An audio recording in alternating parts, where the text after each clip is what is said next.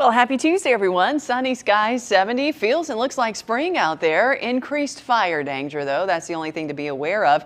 That and the pollen. We'll take a look at that in a second. But relative humidity levels remain very, very low. So if a fire starts, they're going to spread pretty easily. So please don't start any fires. As we take a look, our pollen count, tree pollen is high. It has been between medium and high really all winter long. We haven't gotten much of a reprieve, but it's starting to kick back into gear. And just a reminder, the peak pollen season for tree pollen anyway is typically next month. So we haven't hit our peak yet. And then of course, grass pollen in May, and then eventually weed pollen heading into the fall. That's typically the way it works out. As we take a look across the region, we've got clear skies. It really is a beautiful day. South winds infusing the atmosphere with a little extra warmth and very calm winds today, which is also nice. That's starting to be a luxury. When you get the sun, no humidity, and calm winds, that's a good day weather-wise, folks. You want to get out and take advantage when you can. Tomorrow night, those wind gusts begin to move up ahead of this cold front that's coming through. As you can see, very little fanfare, not going to do a whole lot in terms of rain. We'll see a few spotty showers early Thursday, but I think the bigger weather headline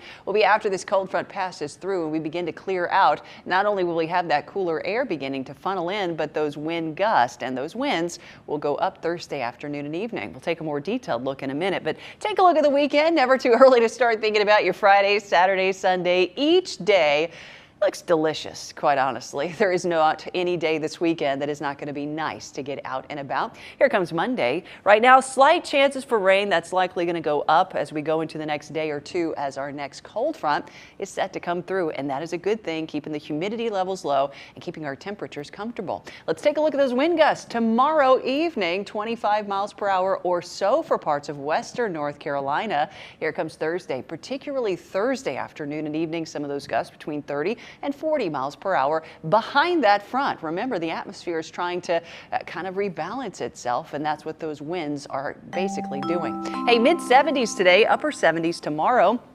Then we're back in the 60s behind that front. Mid 60s Thursday, Friday. You like the 70s? Don't worry, they're coming back along with chances for rain with our next cool front likely early next week.